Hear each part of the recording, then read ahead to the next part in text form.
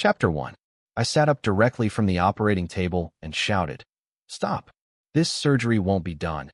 And as for the kidney from the person next door, I don't want it." The doctor trembled, almost stabbing my leg with the scalpel. The nurse's eyes were about to fall out of her head. On the operating table next to mine, the pale-faced, self-righteous Master Willow, the female protagonist, had probably just had the anesthesia kick in and was drowsily opening her eyes, looking at me in confusion, not understanding what was going on. Bullet comments went wild. "What the hell?" He sat up. "Is he faking death on the operating table? The kidney? He doesn't want the kidney anymore. The plot's broken. The male lead is crazy. How can the misunderstanding unfold without a kidney transplant? How can they mentally torture the male lead? Where's my satisfaction?" It was so noisy with colorful words floating in front of me. The doctor finally snapped back to his senses and said, "Mr. Wong, what? What are you doing? Lie down. The surgery just started." His tone sounded like he was coaxing a crazy person. I ripped off the messy wires from my body. My movements were a bit forceful, nearly knocking over the monitor. I said, "I'm not doing it." My voice was hoarse, and the air in the operating room was dry. The doctor raised his voice an octave. "No transplant? Mr. Wong, your kidney function is in late-stage failure. If you don't get the transplant, you'll die. The matched kidney is in the room next door, you." He pointed to the room next door, shaking his hand in frustration. The bullet comments immediately went wild again. "Yes, yes. Tell him it's the female protagonist's kidney. Let the plot unfold. Stupid male lead. Wait to regret it." "Hey," I sneered and looked at the doctor, asking, "The kidney from next door?" The doctor nodded vigorously, his face filled with relief, as if saying, "You've finally come to your senses." I slowly spoke, addressing the doctor in the buzzing bullet. "I don't want her kidney. Whoever wants it, go ahead. As for whether I'll die..." I flipped off the sterile sheet, rolled off the operating table. My movements were slightly unsteady, but I stood firm. "None of your business." The operating room went silent. The doctor was stunned, and the nurse was frozen. The bullet comments went completely crazy. What's the male lead doing? My mind is full of question marks right now. He doesn't want it. He doesn't want it. Who the hell does he think he is to not want it? The female protagonist secretly donated her kidney to him. How can he not want it? The male lead is rejecting it like this. What the hell is going to happen with the plot now? So noisy. I furrowed my brows and rubbed my dizzy head. This messed up body of the original host was deeply poisoned and so weak. But this kidney, I absolutely won't take it. Taking it would be like signing a contract to sell myself. Endless misunderstandings, torture, self-flagellation, kidney digging. Just thinking about it makes me sick. Why should I, just because she's the female protagonist? Just because she's self-sacrificial and moved by herself? Just because she faked an affair and waited to die without saying a word? What kind of nonsensical logic is that? It's her choice to donate.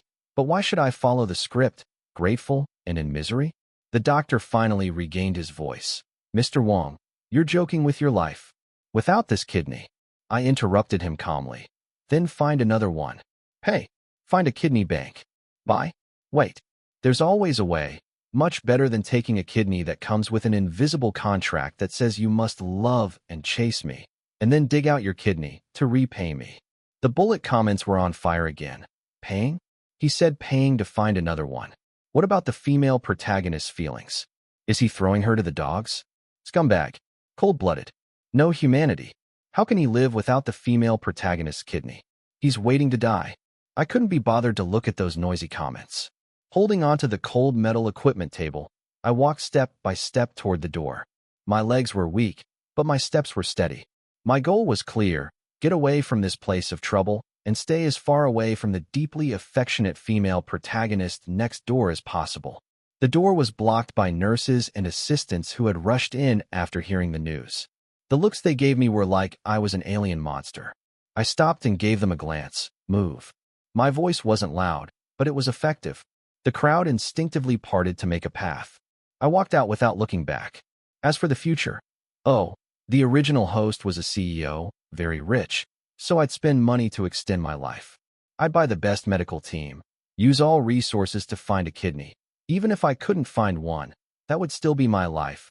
Much better than being tied to a self-righteous female protagonist acting out a ridiculous, torturous love story, and ending up digging my own kidney to repay a debt. Just thinking about it makes me disgusted. Let her torture whoever she wants. I'm not playing along. I don't want this kidney. Let someone else be the male lead of this angst story. I'm so done with it. Bullet comments. Let them spew all they want. I don't care now. I'll just find a place to lie down for a while. This damn body is really weak. Chapter 2. I didn't want to stay even 1 second longer in that damn hospital. My assistant and bodyguard looked at me like they had seen a ghost, but money and the boss's identity were overwhelming. I gave the order. One thing, find a matching kidney source globally as fast as possible with the highest standards. Money is not an issue. Efficiency was indeed high. Being the CEO has its perks. Less than a day later, the news arrived. A top-tier medical center abroad had a highly compatible anonymous donor. An immediate private jet was arranged to bring it back with the best medical team accompanying for protection. The surgery schedule was tight. Who wants to wait to die? Who wants to join that self-sacrificing female lead in her tragic drama? Dumbing down? Self-pity? If you want to play the mute martyr, go ahead. I'm not playing along. The bullet comments kept on like a swarm of flies that would never leave. Showing off. They found one abroad. Are you kidding me? The plot is forcing it. They're doing this so he won't die too quickly. Poor Willow. She genuinely fed herself to the dogs, waiting for him to slap himself in the face. Finding a kidney abroad isn't so easy. Wait for him to die from kidney failure. He deserves it. Does it hurt a little? Is my body weak? Yes, it is, but the pain money can solve is called investment. Much better than the deep debt of heart-wrenching sacrifice. I lay in the top-tier hospital room, staring out the window, feeling okay. My phone rang. It was Willow. I picked up, not saying a word.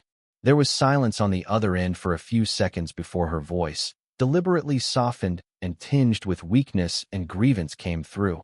It's me, Willow. George. I hummed in response, just a casual acknowledgement. She carefully asked, I heard you canceled the surgery. Why? Isn't the kidney source a good match? Here it comes. Classic pretending not to know the answer. The bullet comments exploded. Here it comes. Willow the little angel cares about him. Quick, tell him the truth. Mentally torture him. Make him regret it. This scumbag definitely has nothing nice to say. I scoffed and spoke to the phone as well as to the bouncing bullet comments. Why? Simple. The person who donated the kidney makes me feel extremely uncomfortable. Just the thought of using her stuff disgusts me, understand? Silence on the other end of the phone. I could almost imagine her pretending to be strong, face freezing in shock. The bullet comments paused for a moment. What? Disgusted? He's disgusted by Willow? Who does he think he is? Oh my God.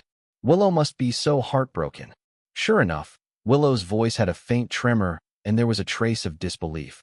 George, how could you say that? She really wanted to help you. I interrupted her without hesitation. Really? Who needs her sincerity? Secretly donating a kidney, thinking she's so great and selfless, and then what? Waiting for others to thank her, crying with gratitude? Or does she plan to use this as leverage to morally blackmail me later?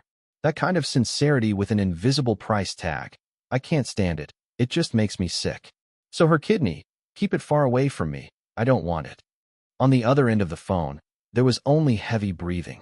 She was probably very angry but didn't dare to explode. The bullet comments completely exploded. What a heartless bastard. Moral blackmail? He actually said Willow was morally blackmailing? Willow's heartfelt sincerity crushed underfoot. Scumbag. Go die? Does he know something? Impossible. If he knew, how could he be so ruthless? Is he even human? Cold-blooded animal. He deserves to die of illness. I couldn't be bothered with the silence on the other end or the curses in the comments. I asked her, is there anything else? No, nothing. Willow's voice trembled, trying to maintain the last shred of dignity. George, I'm just worried about your health. No need. I directly interrupted her concern. My body is my responsibility. I don't need irrelevant people worrying about me. Especially, I paused, my tone sharp, those who tried to worry about me through self-sacrifice. It just seemed stupid. There was complete silence on the other end of the phone. She was probably crushed by the word stupid, and her defenses were broken. The bullet comments exploded again. He said Willow is stupid. This is driving me crazy. Willow, hang up. Don't listen to this madman. How dare he? How can he treat Willow like this? She probably still wanted to say something. I directly hit the hang-up button. The world became quiet. Ah, bliss. As for Willow's heartfelt kidney, whoever wants to be moved, let them be. I'd rather she kept it for herself. After all, according to the original plot, without this kidney moving me, she wouldn't have faked an affair and ended up making herself gravely ill. Not my problem. I'm busy extending my life, busy spending money, and busy not being the stupid male lead of this angst story. That's it. Chapter 3. The foreign kidney source was secured. The surgery date was set. The private jet was waiting on the tarmac, and the top medical team was ready for full-time care. Spending money to extend life is efficient. Just when I was in a good mood, the hospital door was pushed open and Willow walked in. Her face looked worse than last time. This wasn't the pale look of illness, but a waxy yellow, as if she were forcing herself. She had some lipstick on, but it only made her complexion look more artificial. There were dark circles under her eyes, impossible to hide. And behind her stood that deeply affectionate male supporting character, Makoto, dressed in a suit. He was trying his best to stand tall. Bullet comments immediately exploded. Classic scene. Willow brought the male supporting character. Look at the scumbag male lead.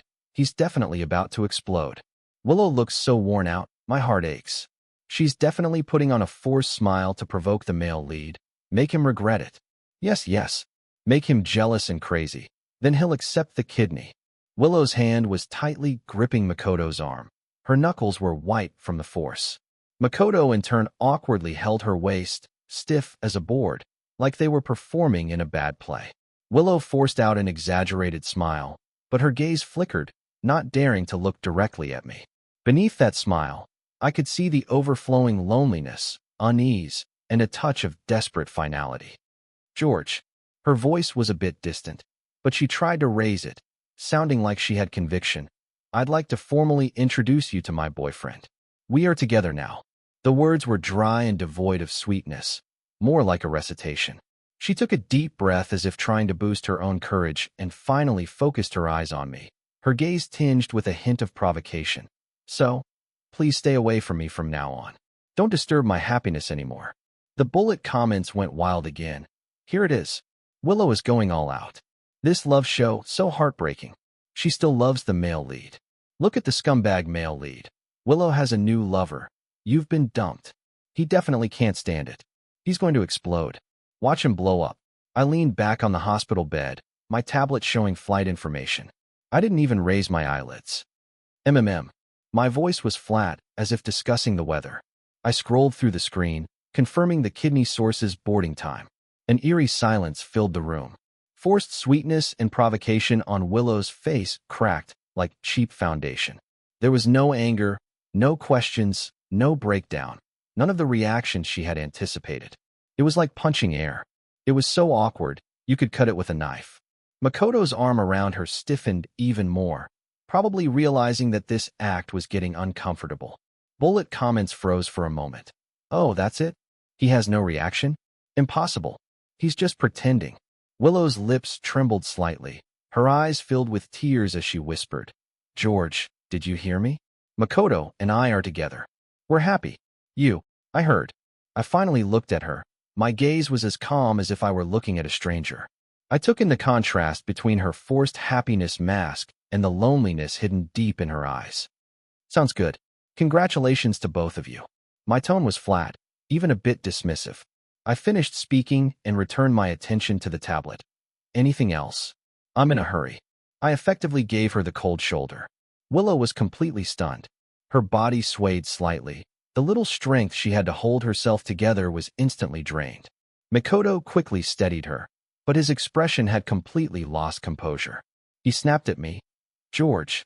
Willow, shut up. I wasn't interested in hearing the supporting character's lines. Willow suddenly shoved Makoto away. She stared at me, then lowered her gaze and spoke softly. George, actually, Makoto and I have been together for years. I know you like me, and I'm sorry to you, so it's understandable if you hate me. But now, our kidney matches perfectly, so to make it up to you, I'll give you my kidney. You can use it to extend your life. As long as you use it, we'll be square. From now on, we'll go our separate ways. I don't owe you anything anymore, and you don't have to show up in front of me. She finished, trembling, leaning against the wall, her shoulders shaking as she sobbed uncontrollably. The bullet comments reached a boiling point. Oh my God. Willow. She's putting on this show to make the male lead use her kidney. She hasn't let go at all.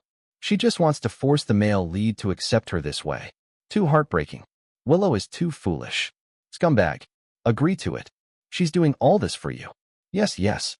Take the kidney, then torture him in the fire pit later. The room was filled with her stifled sobs. Everyone, including the bullet comments, was waiting for my response, waiting for me to reluctantly accept the kidney, full of twisted love, thinking this was the return to the angst script.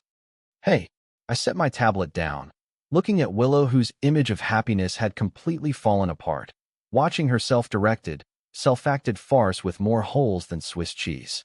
Willow. My voice wasn't loud, but it clearly drowned out her crying. Chapter 4. Are you done acting? You're crying and throwing a tantrum, dragging along a fake boyfriend to show off your love. I pointed at Makoto, awkwardly standing to the side. Just to anger me, to make me hate you, so it'll be natural for me to accept your kidney? Tisk. I shook my head, my tone dripping with unmasked sarcasm. You've really put a lot of effort into getting me to use your stuff. Moved by heaven, moved by earth, just not moved by me. Save it. Your kidney, with your drama and tears, keep it far from me. It's irritating just looking at it. Keep it for yourself, or... I paused maliciously, curling my lips. Feed it to the dogs. That works too. The air froze. Willow's crying stopped abruptly. She stared at me with wide, horrified eyes, unable to believe what she was hearing. It was as though the last shred of her shame had been ruthlessly torn away. All her disguises, calculations, and desperate efforts were laid bare, clear as day, exposed under the harsh, pale lights, like a poorly told joke. Makoto's face turned ashen, his fists were clenched, but he couldn't speak a word. The bullet comments exploded. He saw through it. He saw through everything. He called Willow out for acting. Feed it to the dogs. He actually said feed it to the dogs. Oh my God. This is both a mental and emotional strike. It's over. Willow is completely finished. The future tortured love plot is gone. It's totally gone. I wasn't interested in watching her collapse. I pressed the call button and my assistant came in immediately. Mr. Wong. I said, clean up. I stood up. It's too noisy. You're delaying my surgery. From now on, no unrelated people. I glanced at the disoriented Willow and the ashen-faced Makoto, especially the ones who love to act. No one like that is allowed in the VIP area. Understood. Mr. Wong, the assistant immediately stepped forward and forcefully ushered them out. Please leave immediately. Willow seemed like all her strength had been drained away. She slumped against the wall, her eyes empty. Her carefully crafted script was now a complete disaster. I picked up my coat and, without even looking at the aftermath of this farce, walked out. Spending money to extend life, efficient and clean. No melodrama, no need to seek others' forgiveness through self-harm. It was satisfying. As for Willow's kidney that she wanted to force on me, I didn't care how she was going to act anymore. The bullet comments, let them rant. I have surgery time coming up. Kidney transplant, a new life. Who wants to be in some ridiculous tortured romance drama with a fool? Chapter 5. The surgery went smoothly. The money spent really showed its worth. Top medical team, precise surgery, sterile environment. When I woke up from the anesthesia, my body still felt weak and the wound ached faintly, but I felt a sense of freshness I'd never experienced before. My bad kidney was replaced, a new life, refreshing. The bullet comments were still flooding the screen, unbearably noisy. Scumbag, you've betrayed Willow's true heart. She loves you so much she's even willing to give you her kidney. Cold-blooded animal. You don't deserve love. Waiting for him to regret it. He'll realize Willow is the true love. Just wait. He'll cry in the future. I lay in the hospital bed, too lazy to open my eyes, listening to the annoying noise from these all-knowing commenters. Love? Love means secretly donating a kidney and then acting like a mute? Do normal people do that? You have to sign a consent form to donate blood, but when it comes to kidneys, let's play the hidden selfless donation card, not saying anything. Who would know it was her donation? Wait for me to discover it myself, then shed tears of gratitude and regret? What kind of ridiculous logic is that? Have they watched too many melodramas in the afternoon? The doctor came for a round to confirm that everything was stable. Very good. Spending money to buy life does have high quality. I was thinking about how to enjoy life once I'm discharged. Just then, the hospital room door gently opened and Willow entered. She tiptoed in, holding a bowl of chicken soup. Her face wore a Lukathalmachikarabudiu expression. She walked to the bedside, her voice soft and gentle with a hint of caution. George, you're awake? How do you feel? I heard you had the surgery. I didn't know you'd already found a kidney source. She paused, her gaze flickering as if she were trying to find the right words to distance herself from what happened earlier in the hospital room. I wasn't really planning to be with Makoto. I was acting. I just wanted to use that method to make you accept my kidney. Her voice grew softer, tinged with grievance and anticipation. Did she expect me to suddenly realize, to be moved, to understand her good intentions? The bullet comments immediately chimed in. Willow is here. She still hasn't let go. She's explaining. Quickly, forgive her. The female lead is bowing her head. Scumbag male lead, don't be ungrateful. See, Willow still cares about him. True love is invincible. I opened my eyes. My vision was blurry, but it focused on her face, full of self-pity. Annoying. I just had surgery, it hurt. I didn't have the mood for any drama, and I definitely didn't have the energy for this deep love act. Miss Liu. I spoke, my voice hoarse but clear enough. Could you? I lifted the hand that hadn't been hooked up to N4 and pointed toward the door. Move aside. I'm a bit tired. I need rest. Willow froze with the chicken soup in midair. Her face filled with worry and grievance instantly froze. She clearly didn't expect this kind of reaction. George, she leaned forward slightly, her tone filled with urgency and confusion. Are you angry with me? I'm really doing this for your own good. I'm just worried you. Stop. I interrupted her, not wanting to hear the same lines repeated for the 100th time. I don't care why you were acting. I don't care who you're with. I looked her in the eyes and calmly continued. Right now, I don't love anyone. I'm annoyed by everyone. Especially, I paused, my brows furrowing slightly from the dull pain of the wound. When I just had surgery and am in pain, wanting to curse at someone. Annoyed, understand. This pain was real. My new kidney was adjusting and the anesthesia had worn off. It felt like a dull knife cutting through flesh. Who the hell has time to play along with her? Let me explain melodrama. The bullet comments exploded. What the hell? What did he just say? He doesn't love anyone. He's annoyed by everyone. He actually said he's annoyed by Willow. He's gone to a new level of bad. Just had surgery and turned his back on her. Willow, don't bother with him. Let him suffer until he dies. Cold-blooded. He deserves to suffer and die. Willow's face turned completely white.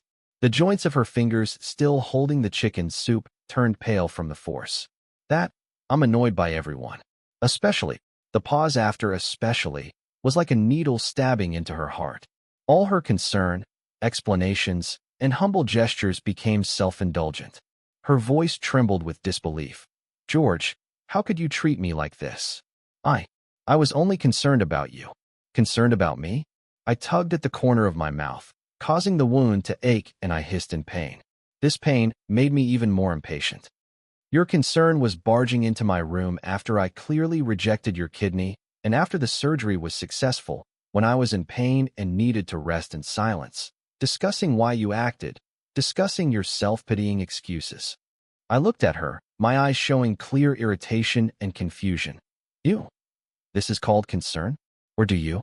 I'm so free after the surgery that I need to spend my time listening to your melodramatic emotional breakdown. Willow Liu. I called her by her full name, my tone heavier. Are you really that clueless? Can't tell when you should shut up, when you should just leave? The room was dead silent. Only the rhythmic ticking of the monitor and my slightly labored breathing from the pain. Willow's chicken soup fell to the floor with a loud clunk, spilling over the expensive carpet. She froze as if struck by an iceberg, her face draining of all color. Her lips trembled as tears silently welled up and spilled. This time it wasn't acting, it was complete humiliation, crushed under the weight of helplessness. Her carefully prepared explanations and concern were shredded to pieces, and she was insulted with clueless and should go away. The bullet comments froze briefly. He called Willow clueless. He told her to go away. He's this sharp-tongued right after surgery? Oh my God. This isn't just scum, he's a devil. Right, Willow, just leave. Don't deal with this madman. Nurse. I couldn't be bothered to look at her broken expression. I pressed the button, my tone irritable and unmistakable. Please clear the room. Someone is disturbing my rest. It's too noisy. My wound hurts. The nurse quickly entered, saw the spilled soup and Willow's tear-streaked face, and immediately understood. This young lady. The nurse was polite but firm. The patient just had surgery and needs rest. Could you please leave now? Willow was like a half-supported, half-guided out of the room. Before the door closed, I could still hear her muffled sobs and the frantic spam of bullet comments. Poor Willow. Scumbag. He deserves to die. He should be alone for the rest of his life. Just wait. Without the female lead, he'll regret it sooner or later. Hank's male lead without the female lead is nothing. Let's see how long he can be arrogant. The room finally fell silent, just me and the ticking of the monitor. The sharp pain in my abdomen pulsing with every breath. I took a deep breath and closed my eyes. It hurt like hell, but it was finally quiet. Spending money to extend my life, no melodrama, no female lead, no tragic ending. As for those comments calling me a scumbag and cold-blooded, hey, let them say what they want, right? I'm in pain and just want to sleep. Who wants to play along with a fool and a bunch of troublemaking commoners in some sad love drama? Where's the pain pump? Increase the dosage. Chapter 6. It had been quiet for 3 days.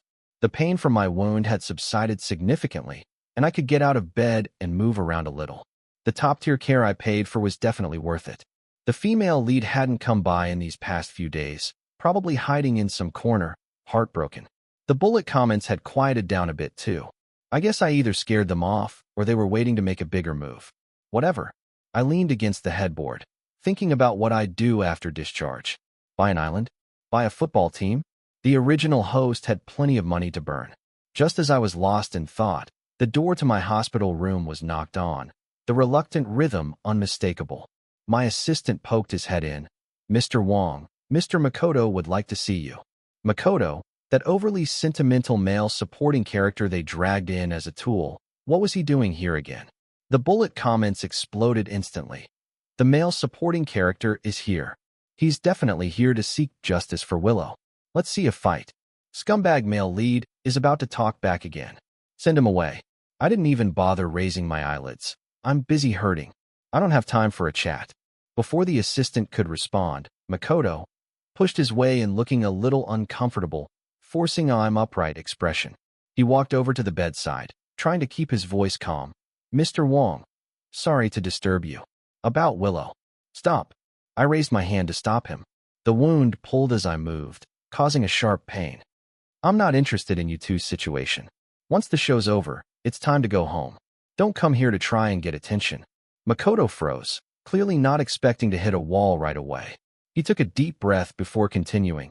I'm here to explain. Willow and I. He paused, seemingly trying to find the right words.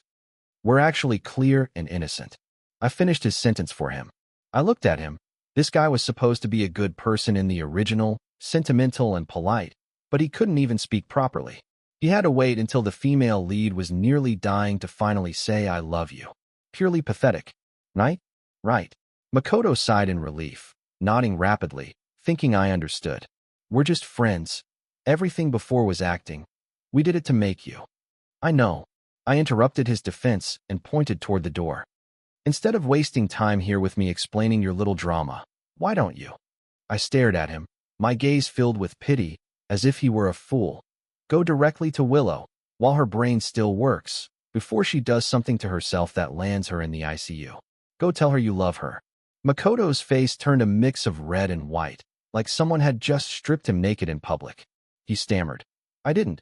How could I love her? At that moment, all his so-called sacrifices, protection, silent dedication, and love were torn apart with a few words, leaving only coward and tongue-tied plastered on his forehead. He made a strangled sound in his throat, like a goose whose neck had been grabbed, but couldn't say a word. The bullet comments went into a frenzy. He's telling the male supporting character to confess? Is he out of his mind? The male lead is pushing the female lead and male supporting character together? The plot is falling apart. It's like no one recognizes this anymore. Willow can only love the male lead. What kind of cult behavior is this? No, I refuse. This candy is poisoned. Is there anything else? My patience was running thin, the wound still faintly aching. No, no, I don't love her. Don't misunderstand. Makoto was disoriented, his worldview shattered like a balloon deflating. He turned and floated out of the room, leaving the place completely quiet again. The bullet comments were still wailing. No, the male supporting character can't confess. Willow belongs to the male lead. What happened to the angst rules? Are they all thrown away now?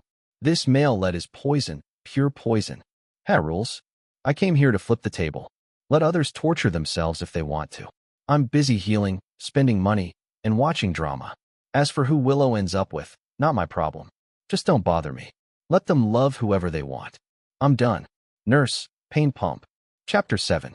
The day I was discharged from the hospital, my subordinates at the company threw me a celebration. The private room was filled with smoke and haze, full of sycophantic smiles and insincere. Mr. Wong, the boss must have great fortune after surviving such a disaster. I barely touched the food, and I didn't drink a drop of alcohol. My kidney, which had been replaced less than 2 months ago, felt a dull discomfort. I was just thinking about how to leave early when a loud bang echoed from the next room, like something heavy had hit the wall, followed by a woman's shrill cries mixed with a man's crude curses. Damn it. Are you asking for trouble? President Kim. President Kim, please, That voice, it was so familiar that my temples throbbed. Before I could frown, the door to our private room was slammed open. Willow tumbled in. Her hair was a mess. The carefully styled curls had clearly been ruffled. 2 buttons from her suit jacket had popped off, and the silk shirt beneath had a jagged tear at the collar, exposing a hint of her collarbone. One side of her cheek was marked with a clear slap print, which was quickly swelling. One of her high heels was missing and her stockings had torn. She was a mess in every possible way. Her face was covered in tears and her eyes scanned the room, quickly locking onto me. It was like she had found a lifeline, and she staggered toward me, trembling, cold hands gripping my suit sleeve tightly. She was gasping for air, her words barely coherent. George, save me. That person, he. She was breathing heavily, unable to finish her sentence. Just then, a middle-aged fat man with a balding head, his face oily and reeking of alcohol, stormed to the door. His tie was crooked and he pointed at Willow, cursing loudly. Willow, what the hell are you pretending to be a virtuous woman?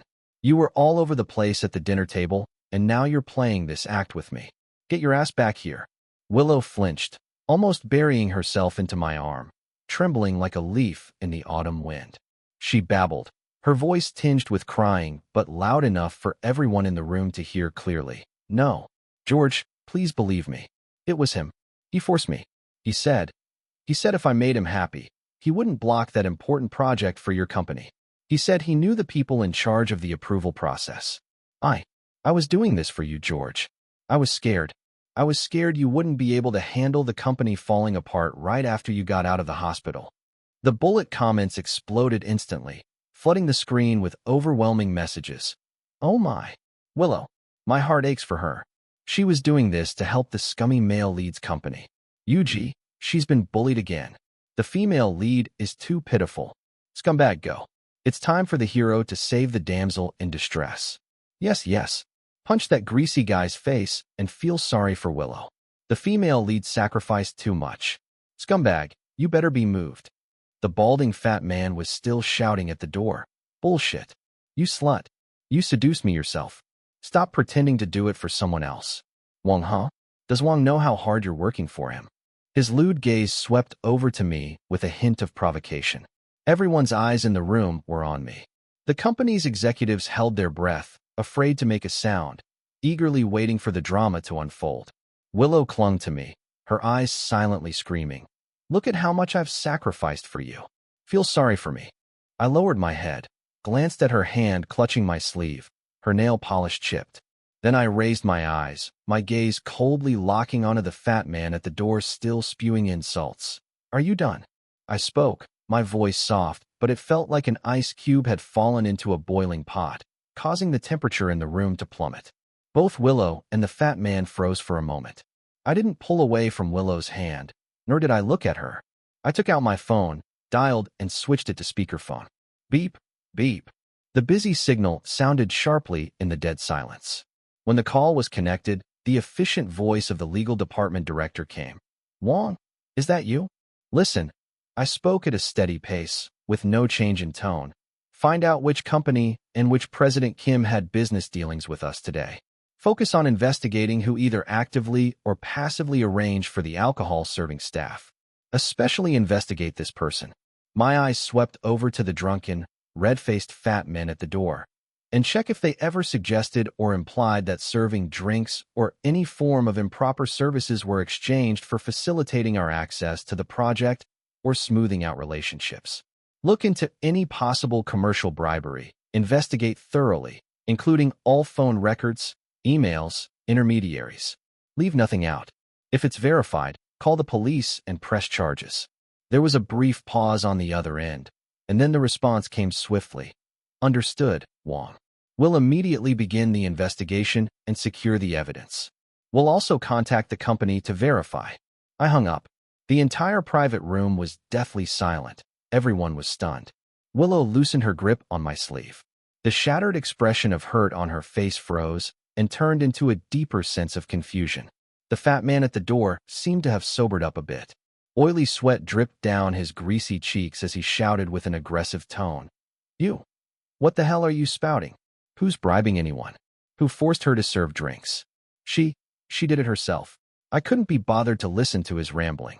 I picked up my phone again, this time dialing 110 with the speakerphone still on.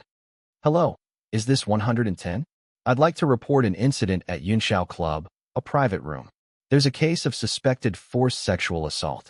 The victim is here at the scene, disheveled with obvious injuries. The suspect is also here, preventing the victim from leaving and continuing to verbally abuse her.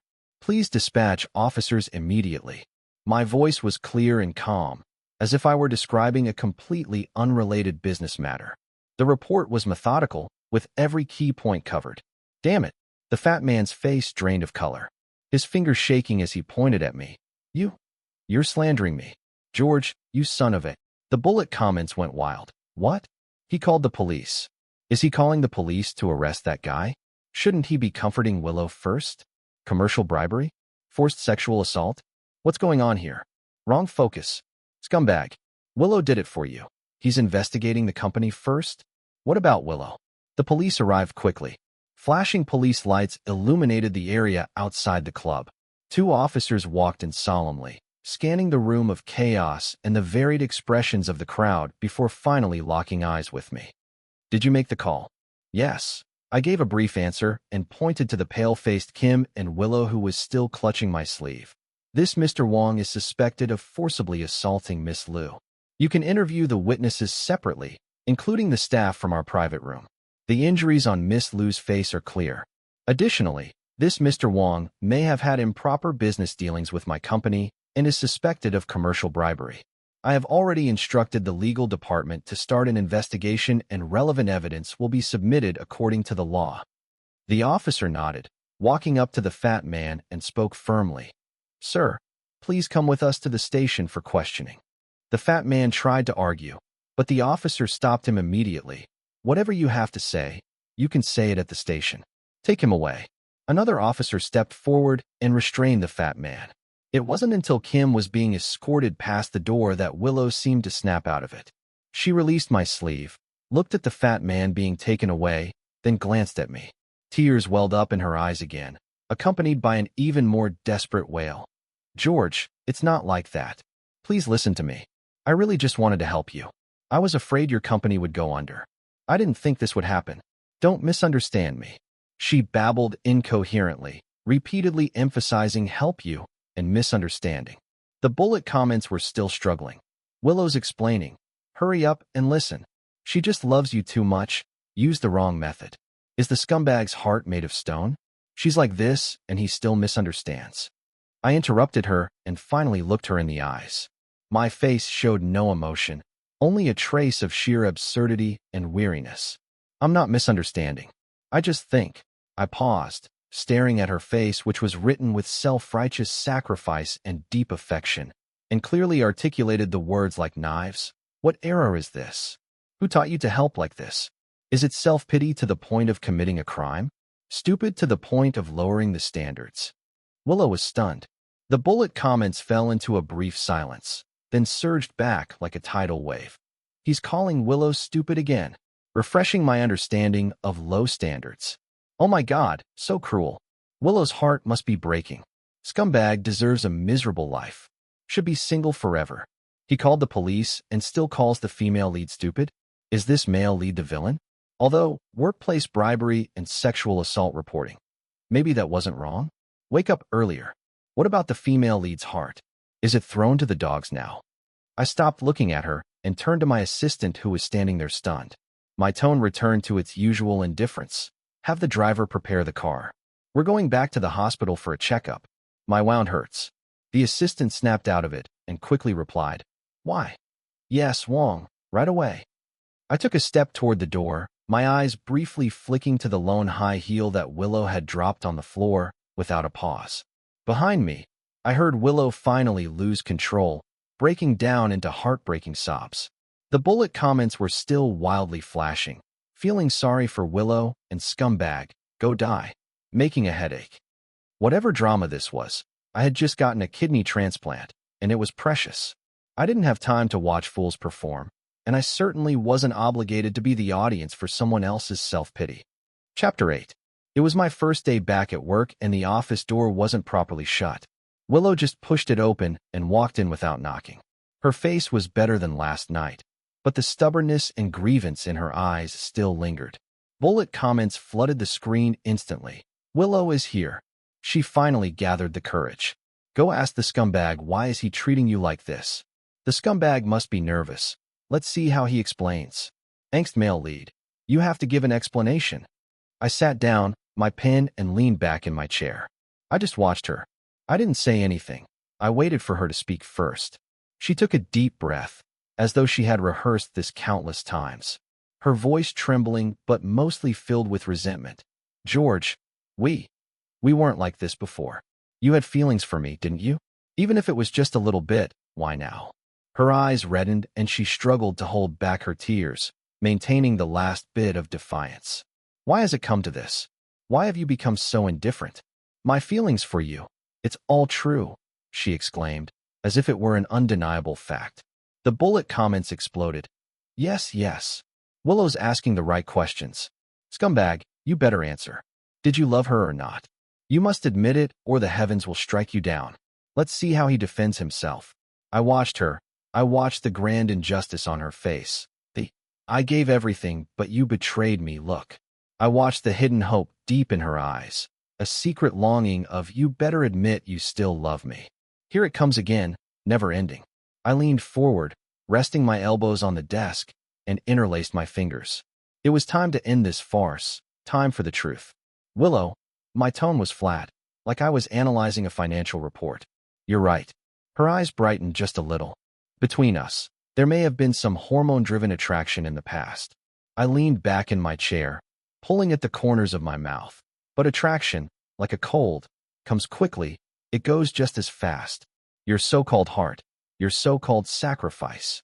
I looked at her, my gaze sharp like a scalpel cutting through her carefully wrapped, deep affection, sneaking around donating a kidney, thinking you're so great and selfless, and then keeping it all to yourself, waiting for me to find out, cry and regret, putting on a fake boyfriend act in front of me, force me to accept your kidney, and then, messing it all up, getting bullied by a sleazy guy and calling it for me. This is your sacrifice. This is your love. The barrage of questions hit her like a storm, draining the color from her face, her lips trembling. The bullet comments froze. He said all that? So blunt. This is so harsh. Willow, to love someone indeed requires sacrifice, time, energy, patience, even money. I tapped the desk to emphasize my words. But sacrifice doesn't mean self-pity. It doesn't mean speaking nonsense. It doesn't mean becoming mute, and it certainly doesn't mean. I fixed my gaze on her, every word like an ice pick, lowering your own intelligence and rubbing it in the dirt. It doesn't mean breaking the law, and it definitely doesn't mean.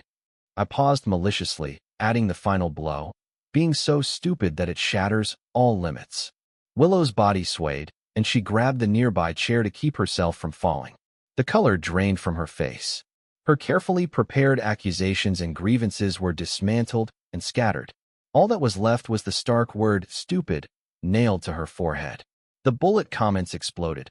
He called Willow stupid. So cruel. He's killing her emotionally. One more thing. I couldn't be bothered to watch her teetering on the edge of collapse. You might. I deliberately paused, delivering the fatal blow. You've probably watched too many angst novels. Your brain's too poisoned. You think love is everything? It's about mourning the spring and autumn, endless misunderstandings, torturing the body and soul, and in the end, a kidney donation with a tragic ending? Pathetic. I wasn't holding back. In real life, there are laws, there's morality, and there are limits to intelligence. However dramatic it gets, it has to stay within those boundaries. Step outside. That's not angst. That's the law in action. That's crying behind the bars of a prison, understand? Willow was completely stunned, her eyes wide, her pupils filled with confusion and shock. She didn't understand, or maybe she didn't want to understand. The bullet comments were equally baffled. Law? Law in action? Crying behind prison bars? What is he even saying? The angst male lead is explaining the law. My whole worldview just collapsed. I stood up. I picked up the coffee on my desk and took a sip. It was cold. TCH. I set the cup down. Lastly, I looked at her like I was looking at a fool who finally needed to be slapped awake. Willow, listen carefully. Love this thing. I scoffed. It's not a necessity in life, nor is it a necessity in work. It's just a seasoning. If you have it, great. If you don't, it doesn't stop a damn thing. Live well. I emphasized the last few words with weight. Live for yourself. Be responsible for yourself. Stop living in the childish question of does he love me or not. It's useless. It's a waste of life. As for things like your family or the family you'll have, I wave my hand. That's a bigger responsibility. You need to be clear-headed, healthy, and emotionally stable to handle that, to take it on. Not. I scanned her up and down, the disdain in my eyes clear as day, then said, like right now, making yourself into someone who's neither human nor ghost, immersed in self-pity and melodrama, waiting for someone to come rescue you, or torturing others to prove something about yourself. That's so low, so stupid. I was done. The office was silent, with Willow standing there like a puppet struck by lightning, staring blankly, her expression frozen in place. The last remnants of emotion drained from her face. The world she had carefully constructed, revolving around love and being loved, under my barrage of harsh words, full of reality and cold logic, crumbled. It collapsed with a thud, not even a trace left. The bullet comments froze. My worldview seems to have collapsed along with the male lead's words. Who am I? Where am I? What am I watching? Angst? What happened to it? The male lead. What he said seems to make sense. The sky is falling. The earth is cracking. The end of angst. Willow seems dumbfounded. Was she insulted into being dumb, or was she awakened by reality? I don't know. I'm dumbfounded too. This male lead. He's not an angst male lead at all. He's the one here to destroy the trope. He's the angst terminator. Finally, Willow moved. She slowly turned around, like a puppet with its strings cut, staggering toward the door with every step. She didn't look back at me, her back filled with a vast emptiness and utter confusion, like she had lost her soul. The bullet comments kept scrolling, but they were disjointed. It's over. Willow is completely finished. It feels like she won't love anymore. Angst is dead. George, he won with his words. This ending is so fucking real, so fucking cold. So this is what a normal person looks like. I sat back down, picked up my pen, and flipped open a file. The world was finally quiet. The fool had woken up. The bullet comments were in disarray. Angst, burned. As for Willow's kidney, whoever wants it can have it. In the end, my kidney's mine, my life's mine, my future's mine. Who wants to be the angst male lead? Not even a dog would take that role. I'm so done. Chapter 9. The peace was unlike any I'd ever felt before. My kidney had grown strong, my body was in top shape, and the company was running smoothly. Money couldn't be spent fast enough, and no one was bothering me. Willow? I heard that the male supporting role, Makoto, that coward, finally came to his senses, confessed. I think it was successful. Who cares? Let them be. As long as she doesn't come wandering back around me, I'm good. The bullet comments occasionally still appeared, but the tone had shifted. Is the female lead with the male supporting role now? Is the male lead really done? Wait, did the angst plotline really just vanish? Damn, is it the male lead solo now? What kind of weird ending is this? Did the angst rules break down? It was noisy, but I didn't care. Looking at the comments with my worldview is collapsing expressions, I couldn't help but laugh a little. A couple of days later, Makoto came knocking on my door. This time he had learned his lesson and made an appointment in advance. I let him in, and he sat across from me. His suit was crisp, but his eyes were haggard and his expression was a complex mix. Hatred, maybe a bit, but more powerless. George, he spoke, his voice. Willow, she's not doing well. I raised an eyebrow, signaling him to continue. She's in a really bad state. She's always crying. She says it's all her fault. She says you won't forgive her. She says her life has no meaning. Makoto rubbed his face, looking exhausted. The bullet comment started. Willow's depressed. Are you happy now, scumbag male lead? Go see her. She needs you. It's all because you rejected her kidney. I looked at him. So what do you want me to do? Go comfort her? Tell her it's all my fault? You donated your kidney and acted in a melodrama for me. I shouldn't have called the police or called you stupid. I should be grateful, cry and beg you to come back. I said it all in one breath. Makoto's face turned pale, his mouth opened, but no words came out. The bullet comments froze. How? How does he know what we were going to say? Can the male lead read minds? I leaned back in my chair. My tone was indifferent. She's sick. She needs treatment. Whether it's a mental issue or a brain issue, it all needs treatment. You're her boyfriend. Take her to see a doctor. If she needs meds, give them to her. If she needs to be hospitalized, do it, understand? Makoto looked at me like I was some kind of monster. In the end, he said nothing. He stood up, his posture defeated, walking away with a sense of resigned sorrow in his back. The bullet comments were full of sorrow. It's over. The male supporting role gave up too. What's going to happen to Willow? Sob, sob. This male lead's heart is made of iron. What should be done? Not my problem. The greatest kindness anyone can show me is not to bother me. Later, I heard some news here and there. Makoto really did take Willow to see a doctor, a psychologist. A diagnosis. It was said to be severe depression with self-pitying, dramatized personality disorder tendencies. Such a long name. I couldn't understand it. But the gist of it was, she's mentally ill and needs treatment. The bullet comments completely lost it. Personality disorder. The doctor knows nothing. Willow is just deep in love. This quack. The male lead probably found him. It's over. The angst female lead's been diagnosed with a mental illness. Destroy it all. I'm tired, let them rant. The diagnosis wasn't mine, it was the doctor's. If they have an issue with it, they can take it up with the doctor. I just know that she's quiet now. The world is peaceful, and that's good. My life is very routine. Earning money, spending money, staying healthy, and enjoying life. Occasionally, bullet comments still pop up like a spasm. Finally, one morning, I woke up and the colorful bullet comments were gone. Completely. Not even a goodbye. Good. Finally, even that noise was gone. Perfect. Even the finance news sent a push notification. It was the headline. Wong Group stock hits a new high after George's recovery. The group's strategic shift showed significant results. There were a bunch of analyses calling me a business genius, a visionary, blah blah blah. The accompanying picture was a blurry profile of me. It looked decent. My kidney is mine, the company is mine, and my life is mine. The former female lead? I heard she's still in treatment with the male supporting role. Maybe together. Maybe they broke up. I don't know, and I don't care. Who wants to be the angst male lead? Not even a dog would take that role. I'm so done.